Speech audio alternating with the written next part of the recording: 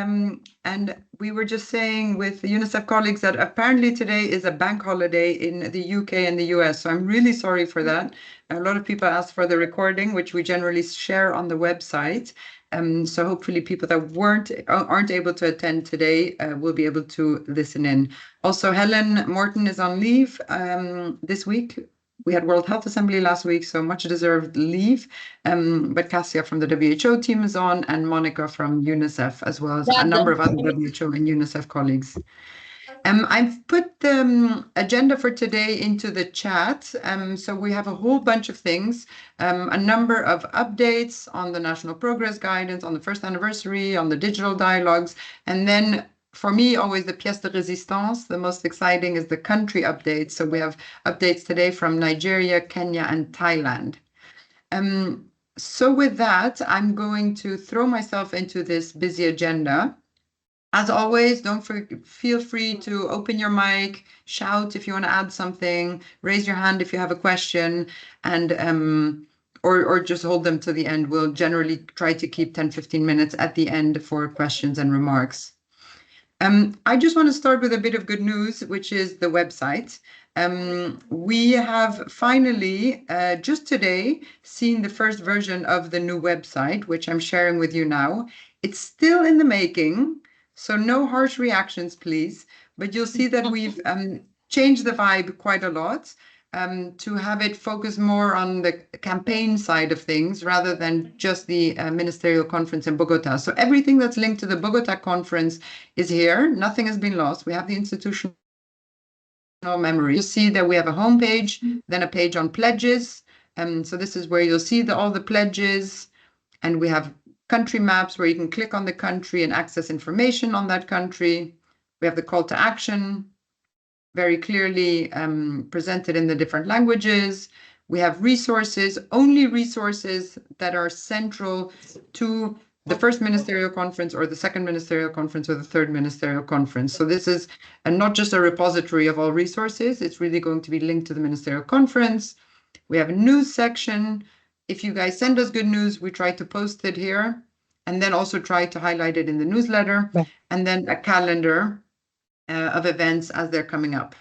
So this is just a heads up that it's being worked on literally. Cassia is working on it very hard with the communications company. And so give us a few more days, 2-3 more days, and you'll see probably the end result. You'll also see that it's on the exactly same hyperlink as the previous one.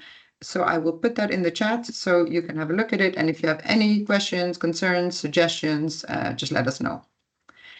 I also want to share something with you, which I found really interesting from our last meeting, which was many of you came up with really interesting creative curveball ideas. And with Helen, we tried to organize them because many were similar or related. And I'll share this in the chat, but I just wanted to give you a heads up. That we did this exercise, but you didn't throw it into a black hole. We've listed them, these creative curveball ideas, into 5 categories and also prioritize them, kind of what's absolutely urgent and also what's feasible. So we put a feasibility scale from 1 to 3 and prioritize them. And basically, quite loud and clear, we need to continue the strategic advocacy and influence, high-level political engagement, funding alignments, legal and policy advancements. Then we have a whole second section on youth and survivor leadership, came out very clearly, both through youth-led platforms and continued social media. Then something around public engagements, creative media initiatives and visibility. And then something around global coordination and knowledge sharing, which we're very delighted that the SRSG office is taking on, as they are going to be launching, I think in the next few weeks or months, the knowledge sharing platform. And lastly, and this was slightly lower priority because in this space it's really quite difficult, is more structural and systemic reforms, for example, around the humanitarian system or intersectoral. The notes of this meeting, of the recording of this meeting, but I just wanted to share.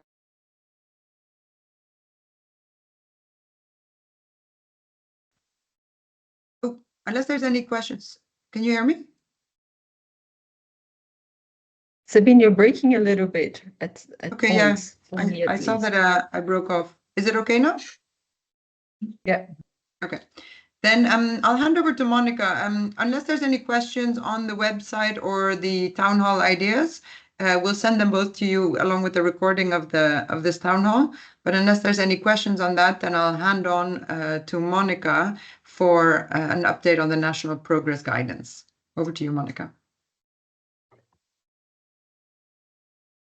Hi, colleagues. How are you? Great to see everybody. For those who don't know me, I'm Monica from UNICEF, and I just wanted to share a little bit about what we're thinking in terms of the pledge reporting. And that is tied to the platform because, of course, the pledge reporting will be done through the platform. And it's also tied to the next agenda item, which is the celebration of the 1 year since Bogota. So the 1 year, we will have a first anniversary of the ministerial conference, which is scheduled for November 10th. That will be a virtual celebration, which you'll hear a little bit more about in just a moment. And before that, we will be supporting reporting on pledge progress from the national level. So we'll be building on the model that we use for the national preparatory sessions in lead up to Bogota, when countries were invited to have a multi-sectorial session to bring together government officials and from different sectors, civil society partners, UN agency, academics, survivors, people with lived experience, as well as children and young people. For those countries that are able to and who see it as an opportune moment to organize another session, these will be national progress sessions this time to be able to prepare their reporting around the pledges. So we will be sending out guidance for these national progress sessions, and which will include a model agenda and the different components that countries should be looking at. Again, the reporting will be done through the pledging platform. And during these national progress sessions, that will be the centerpiece of the sessions. We'll be able to prepare the reporting on the progress. We'll also be asking countries to send in communications for the 1 year anniversary. So we'll give some guidance on preparing a short video or some other sort of public communication that we can use for the anniversary. So that guidance for filling out the pledge reporting and the national progress sessions will be going out very soon to all of the countries that participated in Bogota. I will leave it there and open up for questions. I don't know. Well, in terms of timing, we should be sending out the national progress guidance very, very soon, as again, we want the reporting to be done by September, and by the end of September, by the 30th of September. That's all from my side. Perfect. Thank you very much, Monica. I'm just going to continue with the anniversary because I think there might be very linked. So basically, we're in discussions with a number of governments in terms of a second ministerial conference, and then in a few years with a third ministerial conference. We want this to really continue. We want this pledge platform that I was just sharing earlier, not just to be a platform that sits there and then dies, but we want to accompany countries in their thinking and in their discussions and in their implementation progress. So it's really a discussion at national level between, as Monica said, children, young people, survivors, and then that we can at global level showcase what they're doing, always hand in hand with the CRC commitments. And so if we look at the anniversary, and we've created this plan, which is a 2-page document right now, where really we're looking at creating a powerful, inclusive, celebratory moment. Some of you might have been part of the Solutions Summit, which happened during COVID in 2021, I want to say. which is going to be something similar. So we're foreseeing an online 90-minute moment to honor the progress that governments have made, showcase lived experience of children, young people, and survivors, and really pass the baton from Colombia to the next ministerial hosts, as well as generate global reach and high visibility on the topic of violence against children. We're currently looking at Monday, the 10th of November, which is exactly a year later, because it's a Sunday, fully digital, and have something around an opening video with a countdown for the next ministerial, then shining light on some of the 10, 15 pre-recorded government progress stories, then having children, young people, survivors pre-record again what they want to see in terms of progress for the next ministerial, and then have fireside chat around the 3 breakthrough areas: parent to caregiver support, safe and enabling school environments, and response and support services, and then have a rapid fire video showing what's going on in the rest of the world. We would continue with next call to action and sharing the spotlight. So as Monica mentioned, we think that these national progress guidance will be going out next week. We're finalizing also the 1-year anniversary. We're trying to work closely with our regional advisors because they also want to do 1-year anniversaries. And so we're seeing how we can best build on the regional 1-year anniversaries versus a global 1-year anniversary, and also build on the different moments of progress at national level. So unless anybody wants to add anything, Cassia or Monica, any of our colleagues here on the national progress guidance or the first anniversary, I'm just going to stop here to open up for questions on any of anything that's been discussed.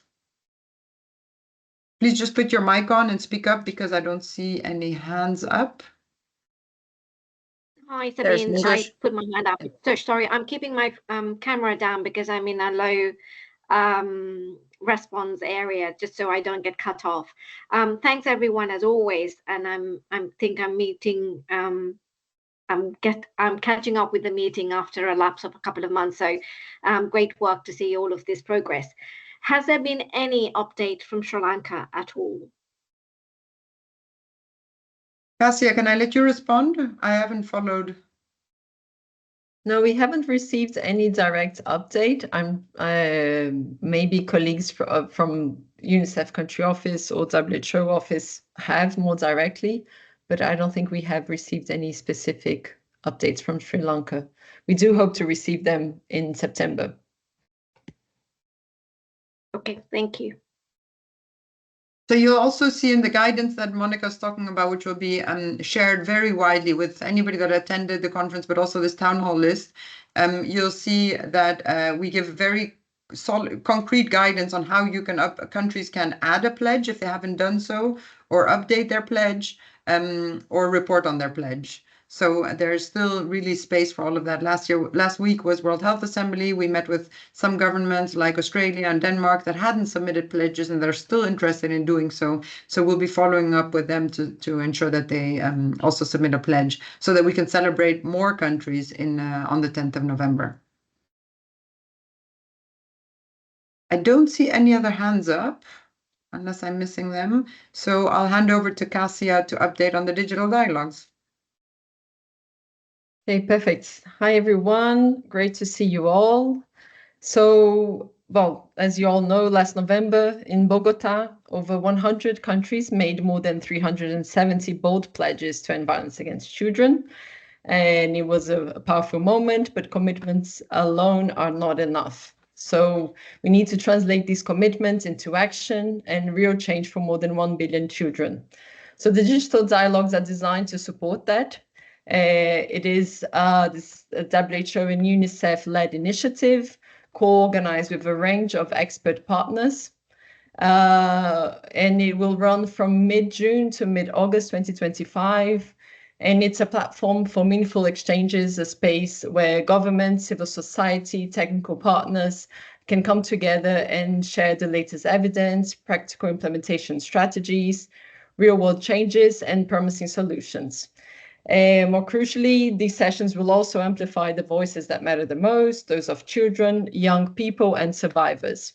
So each session will take a deep dive into one or more aspects of a pledge topic, such as safe schools, response and support services, parenting and caregiver supports, digital safety, child-centered justice, and others.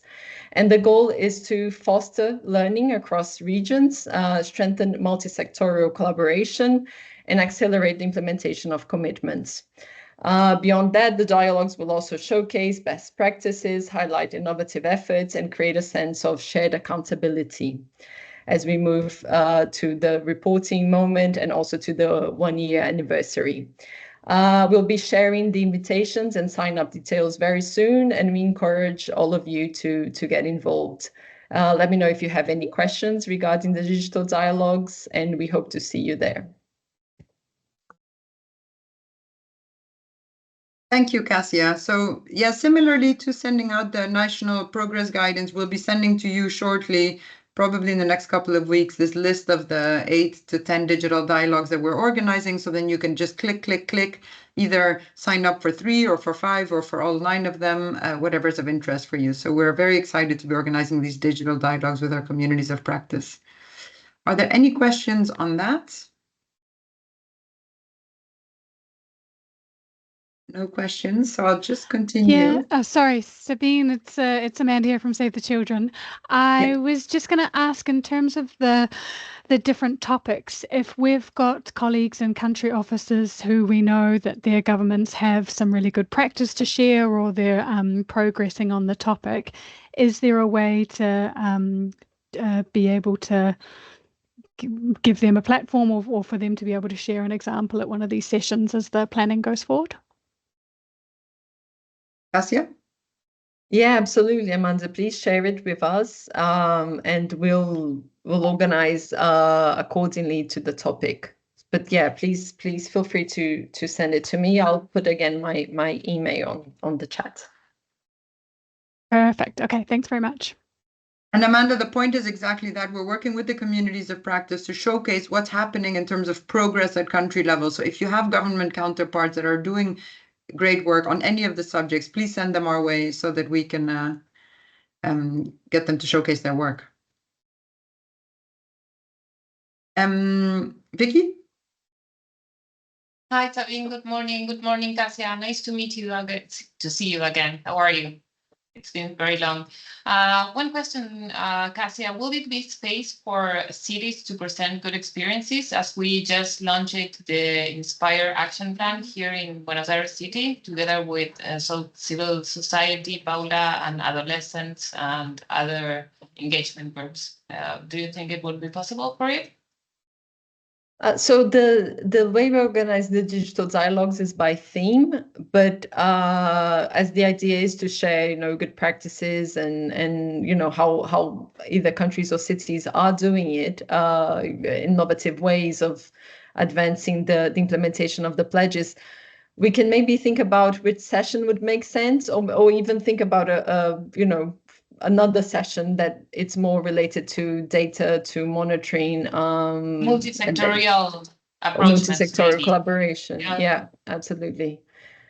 And the one that comes to mind, sorry, Cassia, the one that comes to mind is the one UNICEF will be leading on child protection systems. And I think the example from Buenos Aires would be brilliant. So we can put you in touch and then see, or as Cassia is saying, we can set up one on cities, maybe have a separate digital dialogue with 4 or 5 city examples. Okay, you can come with us to organize it or to think about it. So it would be great. Thank you. Okay, perfect. Thank you. Great, thanks. I'm going to continue unless there's any questions. I don't have Helen with me today, so I'm not able to answer all the questions in the chat. So Cassia and Monica, go for it. If you can answer the questions in the chat, please do. World Health Assembly. So we had World Health Assembly last week and goes on to this week until Wednesday. And we had 2 great events. And I really want to massive shout out to 2 partners the Civil Society Forum, and with support from Arigato and UNICEF, because at WHO we're not allowed to travel, we're not allowed to hire consultants, we're not allowed to organize meetings. So thank God we have brilliant partners that stepped up, and we were able to organize 2 events. One was on corporal punishment, and it was co-hosted by the governments of Costa Rica and Kenya, and it was around the banning of corporal punishment. They are suggesting a World Health Assembly resolution on banning corporal punishment, first time ever that this is even coming to the World Health Assembly. There's huge interest with some 40 countries. In the room was also Finland and Thailand. So Costa Rica, Kenya, Finland, and Thailand that are pushing for this World Health Assembly to ban corporal punishment. But there's some 20, 30 other countries that are interested in pushing for this at the World Health Assembly. So huge thanks to the Civil Society Forum, joining forces, Arigato, for hosting the space and providing a lovely breakfast as well. And then secondly was another event, and thanks to UNICEF for hosting that one, was the role of health in ending violence against children, and it's a post-Bogota event, so linked to the ministerial conference. It was hosted by the governments of Philippines and Colombia and Mexico and Uganda. And we had great presentations from Philippines and Colombia on what they're doing, and Kenya, and a good discussion on what's needed going forward from the health sector. As some of you may know, Bogota was great, but very underrepresented by the health sector, and the health sector plays an important role, not only in terms of identification, detection, referral, but also in terms of parent to caregiver support and school-based interventions with school nurses. So we're really trying to up the ante this year and next year to get more ministers of health involved. Although we know it's, of course, a very multi-sectoral response. We know that social services are often in the lead, but with support from health, education, and justice. So that's that on the World Health Assembly side events and pushing for the World Health Assembly resolution on corporal punishment. And with that, I'll move on immediately to the World Child Justice Congress, which is going to take place in Madrid on the 2nd and 3rd of June this year. And it's a bit ironic that I'm talking about it because we must be the only UN agency not involved in it, but it's led by OHCHR, UNODC, UNICEF, UNESCO, SRSG, and OECD.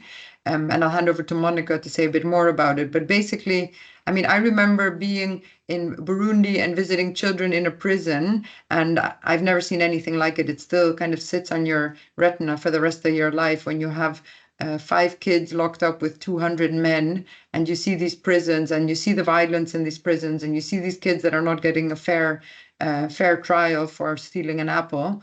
And these congresses happen every 2-3 years, I believe, and really make a huge difference to put the issue of justice for children generally on the agenda, but this year, more importantly, is the issue of violence against children in the justice system. So a great 3-day event, which will be in person or online and with many satellite events.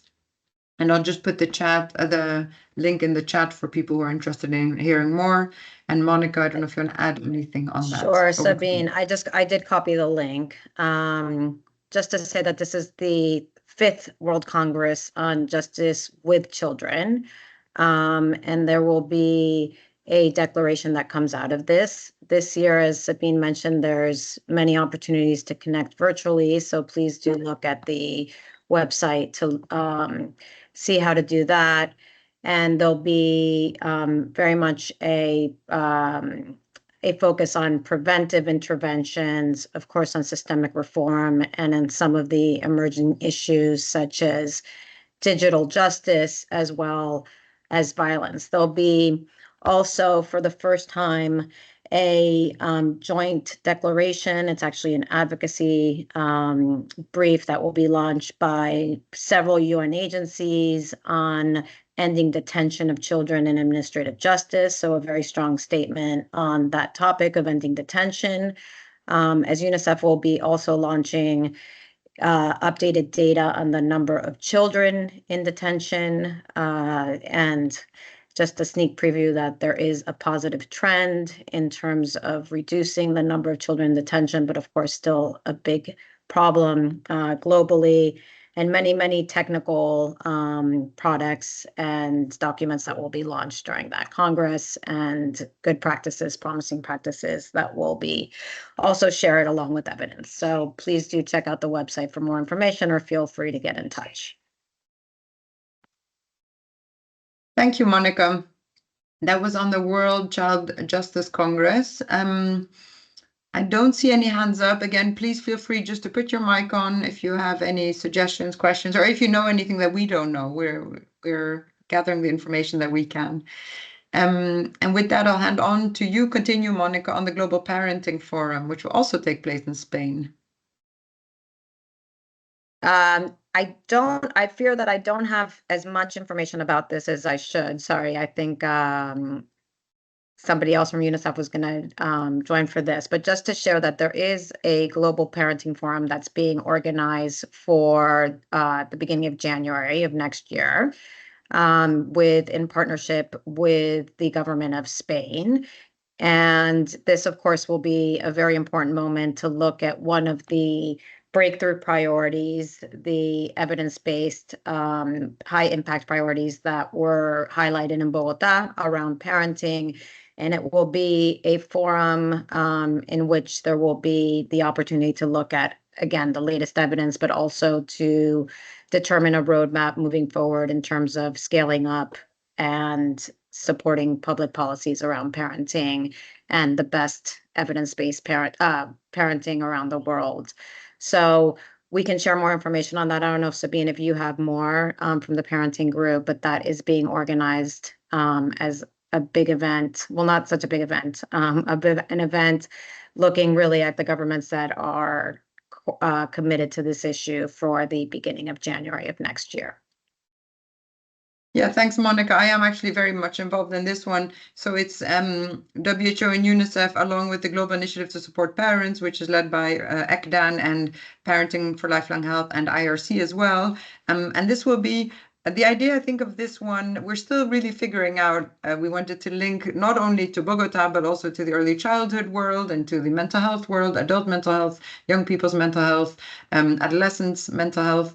And so I think this one will be it will be definitely a much smaller forum than Bogota, for example. But the idea is to bring together some countries that are really making progress in parent to caregiver support, maybe 15, 20 countries that are really making progress, that want to pledge their way forward to do even more. And then probably later in the year or in 2027 have a bigger event only on parent to caregiver support across the life course and for different outcomes. So we'll of course keep you updated as things evolve in this area. But thanks, Monica, for the heads up on that, with UNICEF in the lead. Yeah, so then I will move on to the country updates. We have a half an hour, or we have 15 minutes left. So we've asked Nigeria, Kenya, and Thailand to give updates. I'll start with Nigeria. I don't know who, I think it's UNICEF colleagues online from Nigeria. Yes, that's correct. It will be UNICEF to deliver the updates on behalf of the government. Just to let you know that tomorrow is Nigeria's Children's Day. So this particular meeting is happening at the same time as the press conference that's ongoing at the Ministry of Women Affairs. Let me also just to recognize all colleagues that have joined in from Nigeria. I've seen Dr. Isang of Parenting for Lifelong Health, so that's great to have you on this call, and any other colleagues that may be on the line that I haven't yet seen your name. I hope you can see my screen. Perfect. Okay. Right, so I'll be providing an update. My name is Sorry, Mona, maybe you just want to put it on presentation mode. Hold on. Yeah, perfect. Okay. So I'll be providing an update on the Nigeria's progress on ending violence against children. We'll really zoom into the parenting programs that are ongoing in Nigeria. But before we do that, a quick update on the situation. We're still in Nigeria using the National Violence Against Children Survey that was conducted back in 2014 and launched in 2016. And those are the realities on the ground. 6 in 10 girls experience sexual violence, and all of those that are experiencing violence, less than 5% actually have access and receive services, including justice. So it's quite alarming. A quick reminder of the pledge that Nigeria made in Bogota, Colombia last year. Of course, this is anchored in the using the Inspire strategies, the framework that are there. So you see the 7 strategies. And of course, the essence of this presentation focuses more on parent and caregiver support, which is commitment number 4. The pictures there is the picture of our Honorable Minister of Women Affairs, Iman Suleiman Ibrahim, who in that picture was actually at the ministerial level regional meeting of the Pathfinding Global Alliance on Ending Violence Against Children, which was hosted early this month, 7th and 8th of May. And we had 14 countries in total, 14 pathfinding countries in Africa that were there to reaffirm their commitments and also to share progress. So some of the achievements made so far, we've seen that Nigeria, following the Bogota meeting, they allocated around 112 billion nairas, which is an equivalent of about, I think if you use a flat rate, about 80,000 for 3 years, specifically to address, to have safe schools across the country. And this is really important given the violence that happens in schools, but also kidnapping and so forth that are happening mainly in the northeast of the country. Nigeria already also completed the national strategy to end child marriage, and is also in the process of being implemented across the states. There's also the alternative care guidelines, which are disseminated nationwide. And most importantly, we have a technical working group on ending violence. And what has become a reality post-Bogota was the establishment of a monitoring and accountability framework to really monitor those commitments made. So there are solid commitments that have been made, including indicators that when we meet every month, we're checking to see where are we in terms of progress. So here I want to highlight one of the key milestones that was achieved at this 14 pathfinding countries that met here in Abuja. The key element is really that the government launched our very first national costed plan of action. I'm saying first because it's costed and also has a robust M&E monitoring and evaluation framework that's covering the period of 2025 to 2030. This was launched by the vice presidents of the federation, and along with the other ministers in Nigeria, but also the ministers from the 14 and their representative from the 13 other countries in Africa. And of course, one of the key things that I want to highlight in the commitment that Nigeria made was that we were to deliver evidence-based parenting and family strengthening programs to 10 million families. So that was one of the strong commitments. So this national plan of action also has a strategy or a thematic area on parenting programs, which is very solid because we know this is one of the proven strategies for ending and preventing violence against children. And of course, this plan was developed through a multi-sectoral collaboration across all the key social line ministry, from health to ministry responsible for finance. So it's really owned by the government with support from UNICEF and other development partners and CSOs in the country. And of course, we have very strong political will and multi-sectoral leadership in this framework, given that the vice president is the one that launched it early this month. I want to dive in and, of course, recognizing the collaboration we have globally, the agreements that we have globally with Parenting for Lifelong Health. And most importantly, for Nigeria, I want to recognize Dr. Isang, who is also on the call. We were on a call with Dr. Isang and the Ministry of Women Affairs about 2 weeks ago to go through exactly this. So given that the commitment is looking at implementing evidence-based programming, one of the key things that the Parenting for Lifelong Health led was to roll out a study to find out what is the landscape, what's the situation of parenting programs and policies in Nigeria.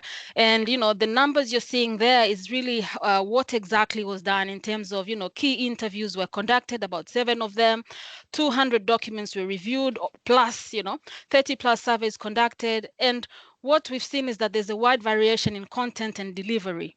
And of all, across the whole country, only from this study, it showed that one parenting program, only one, was found in humanitarian settings. So I just want to share with you some of the key gaps or challenges that this study identified, this mapping. One of it is a lack of national parenting policy. There's nothing in place in the country that really focuses on this.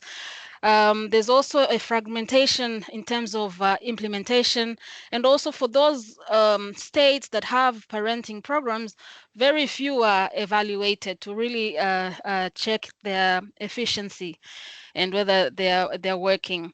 Also, there is difficulty in reaching marginalized populations. So those who are in hard to reach areas, families, children are not receiving any support when it comes to parenting.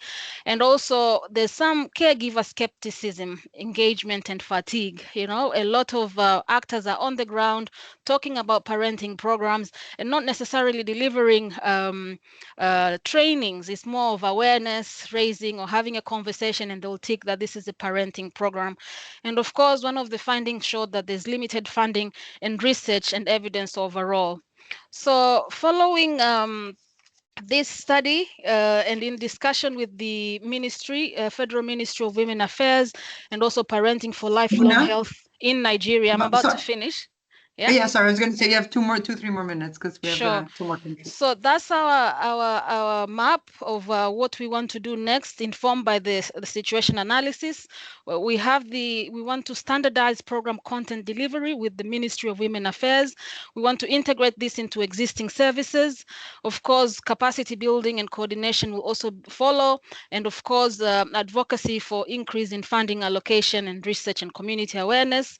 And most importantly, we want to ensure that there is a finalized national child policy, which also will include a component of parenting. This is also something that is ongoing. I'm not going to go through that, but that's really showing the commitments also made by the President of the Federation, His Excellency, the President, also saying that when children speak, Nigeria, the government listens. And also he made some strong commitments there. This is just highlighting the goal that Nigeria made in terms of parenting. We want to reach 10 million families and the timeline there by 2030. And those are the key line ministries. So in conclusion, really, Nigeria is showing unwavering commitments from Bogota to in Nigeria. And really, they're acting in a decisive manner. And this is actually anchored by the Federal Ministry of Women Affairs, the minister herself, who constantly in all her speeches, all her engagement, she talks about, the progress the ministry has made in this front. And of course, when we have these global partnerships, they are really essential, like this meeting that was hosted with the government of Nigeria together with the Office of the Special Representatives to the Secretary General on Ending Violence Against Children. It also puts, governments at the front line to really come back and say, what is your progress? What are the challenges? How can we move forward? And we need to have your commitments for implementation. So collaboration is key, and that's really the end of my presentation. Sorry for taking up more time than what has been allocated.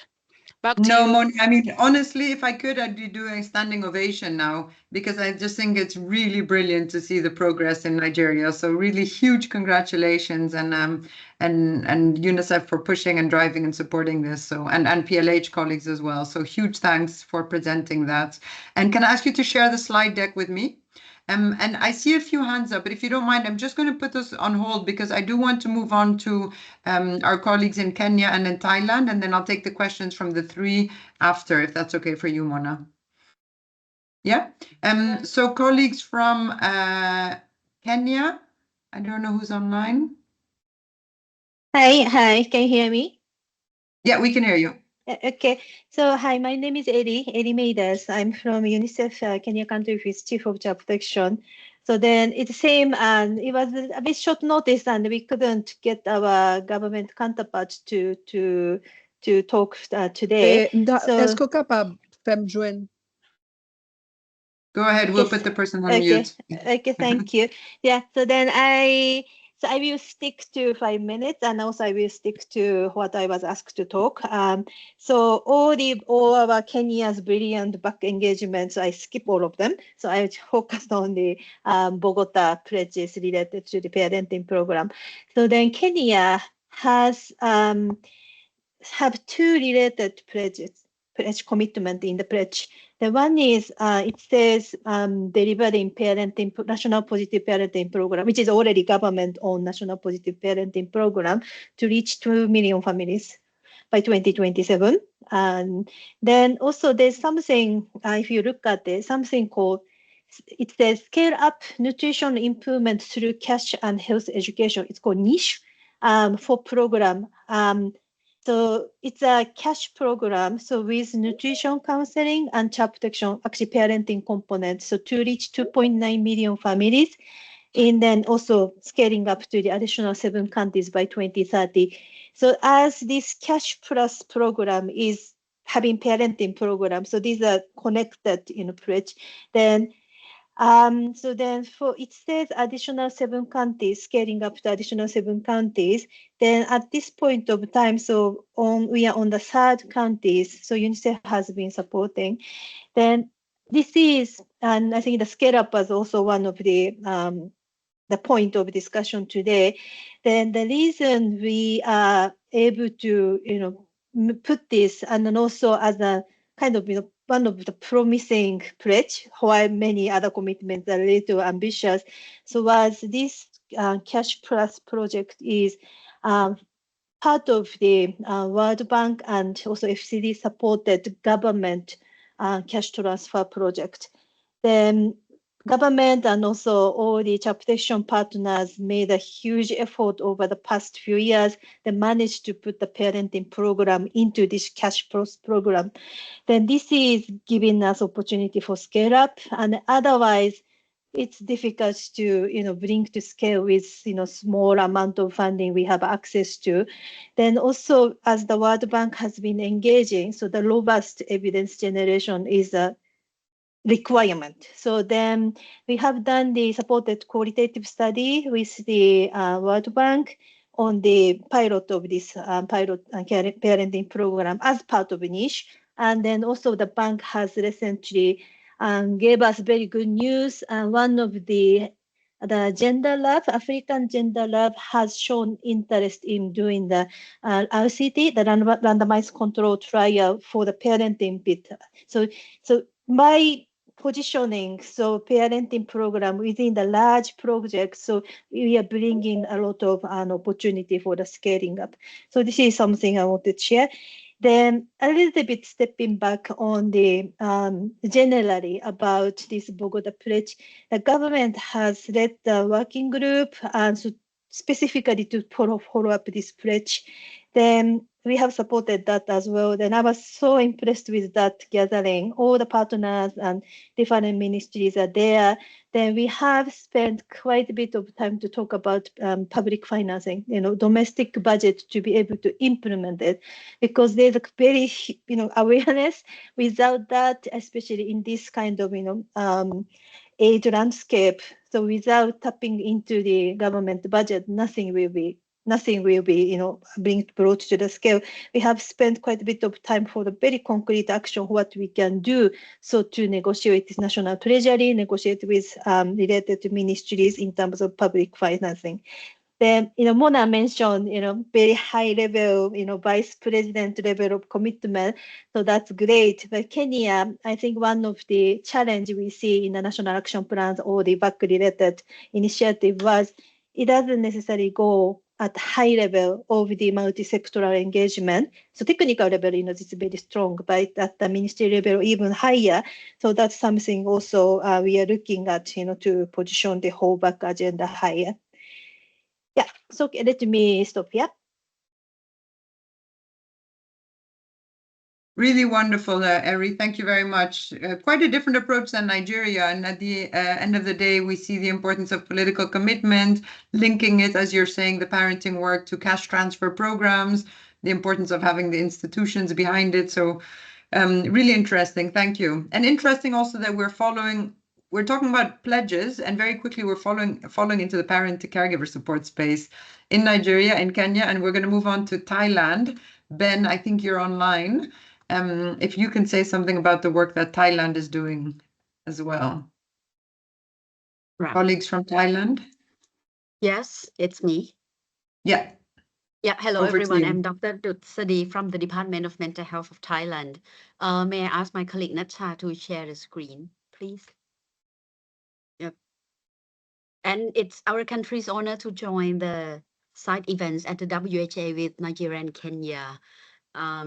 My Director General presented there himself and talked about non-corporal punishment. And this related a lot with the scaling parenting support in Thailand. Next slide, please. In May, 6th of May, our Prime Minister, Paetongtarn Shinawatra, launched My Month event at the Government House with the cabinet endorsements that now May will be Thailand's National Mental Health Awareness Month. And in 2025, we proposed a theme, Building a Gentle Society, making mental health everyone's business and starting at home. And gentle parenting was integrated as a fundamental initiative. How can we build up a gentle society without gentle parenting? And that's what we start. We start from preschoolers. Next slide, please. We start from preschoolers. Yes, it started, it was established in 2018, actually. I started it from remote areas in Thailand. There are around 100,000 preschoolers live in the northern or border of Thailand. And these children, 70% of these children has delayed development, which affects their IQ and also emotional behavioral problems and addiction problems when they grow up. So we developed an in-house Thai preschool parenting program and scale up this program to cover 50 out of 77 provinces nationwide. Currently, it reached out more than 50,000 families in rural area and remote areas. With the success of this project, we embed this initiative under Her Royal Highness Princess Chakri Sirinthorn's project. The princess developed a children development in border areas for more than 40 years. So we integrate this program under the umbrella of the project. And after 5 or 6 years of developing this and trying to implementing these evidence-based parenting, this year, the PM, the Director General proposed this initiative to the Prime Minister, and she adopts this policy, and that's why it was integrated into the Gentle Society package. Not only this evidence-based parenting, but we also got the amendment to Section 1567 of the Civil and Commercial Code that prohibits all forms of violent discipline. This act includes corporal punishment and psychological harm prohibition, and it was endorsed in, I can't remember, February or March this year. So the law applies in all settings like home schools, daycare centers, or residential cares, including juvenile justice system. So now Thailand is the 68th country to enact full ban on corporal punishment. Next slide, please. with this parenting work, these are the way forward for parenting support in my country. Firstly, we plan to expand the coverage to scale up the evidence-based parenting, not only the Thai triple P in preschoolers, we also have parenting for lifelong health, which covered around 1,000 to 10,000 families in the country. And we also have the digital parenting platform called Net Pama, in which covered more than 100,000 families in school age. These are the preschoolers and school age parenting program that we'd like to expand it to cover all children in the country with trained facilitators, with implementation science in implementing it nationwide. But the problem is we do not have an evidence-based adolescent parenting program in the country. We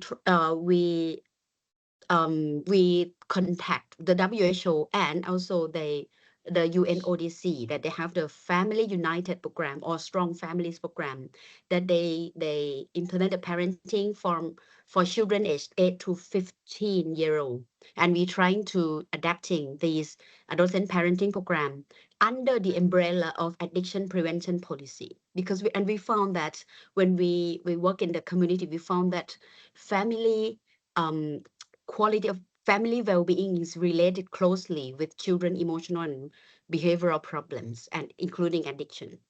Thirdly, we're trying to establish the monitoring and evaluation systems to develop an M&E mechanism to track the progress on parenting program implementation across the lifespan.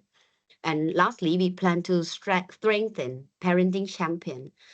We set up the Positive Parenting Promotion Center as a national hub for coordination, data, and policy advocacy. And that's all what I would like to share today. Thank you. Wow, huge thanks for sharing all that.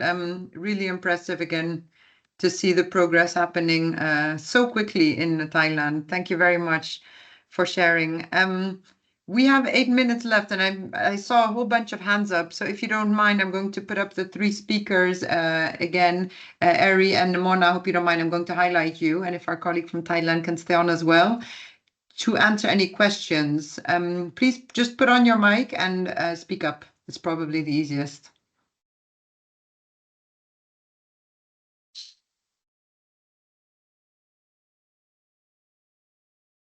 No questions?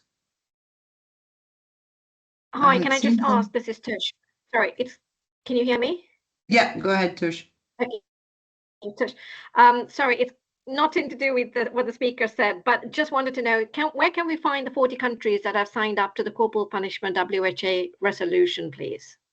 So they haven't signed up yet, Tush. They are, it's still in discussion. So basically, there's in the executive board, which happened in February, you see a number of countries that have said that they want to support this initiative, and that group is slowly growing. So it's basically in the inbox of the Costa Ricans and Kenyans who are driving this. So it's not publicly available yet until we get to the point of the next executive board in February. Okay, cool. Thank you. Juliet Chahuru. Hi, everyone. Good afternoon. Hi, Mona. This question is for you. So it was really a very interesting presentation. I was really glad to also be at that event to witness, all its glory. But I just wanted to find out, is there any lay down structure for parenting? There are lots of CSOs, even like ours, that have programs or planning around, parenting. And I just wanted to know, is there a structure that has been laid out locally that we can start engaging? Because it's really important to engage at that level.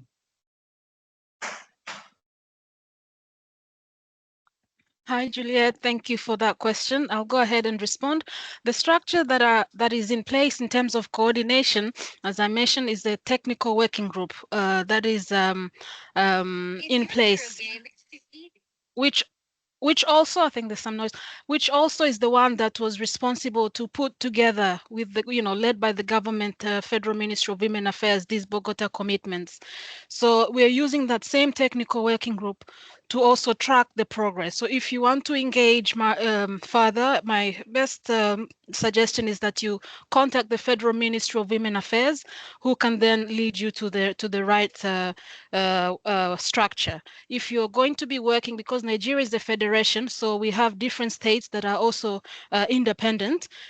Depending on which state you're going to, there's also a structure in place that you can engage with, but it's all led by the ministry responsible for children, which here is the Women Affairs. Thanks, Mona. And Juliet, I hope that answered your question. Are there any other questions for Dr. Tutsale or Mona or Eri or Monica from UNICEF or myself or Cassia? If there are no other questions, then I'm going to give you all back 5 minutes of your day. And I'd like to just again hugely thank Thailand and Nigeria and Kenya, for giving these presentations. It's so encouraging. Somebody just mentioned it in the chat. It's encouraging. It's motivating. It gives ideas to other countries. So with thank you to the three of you for doing that. And I really, if I can request other countries to do the same, if you have progress that you want to present or an agency progress that you think might be interesting for the group that can also inspire other agencies or other countries to do similar work, please don't hesitate to let us know, and then we can try to squeeze you into these town halls. Serena, I see a hand up. Yes, please, and I will not take long. Nice to see everyone and congrats on the progress. Great to see so much going on globally, regionally, and national. I am Serena, I'm from Safe Online. I'm not sure if everyone is familiar with our work, but we basically work globally, investing, convening, and advocating, specifically looking at technology facilitated or online harms in the context of other forms of violence.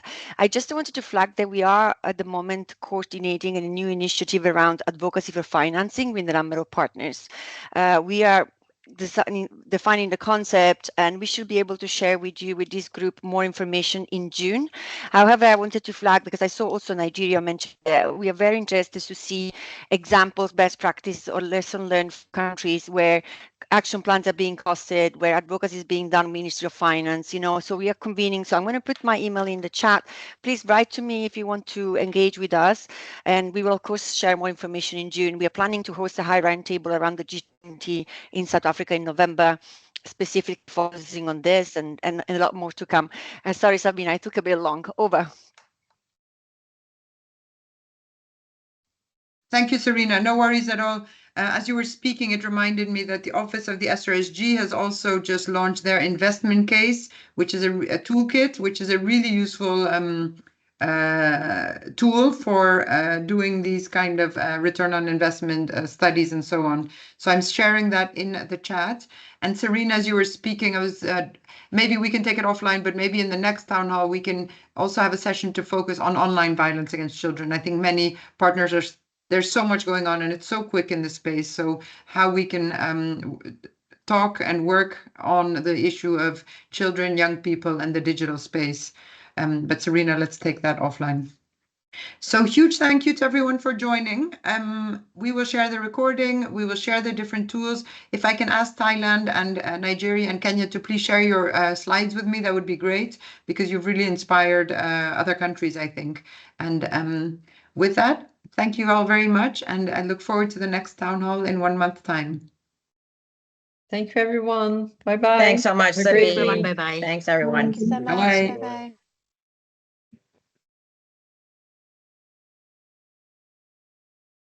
Thank you. Bye.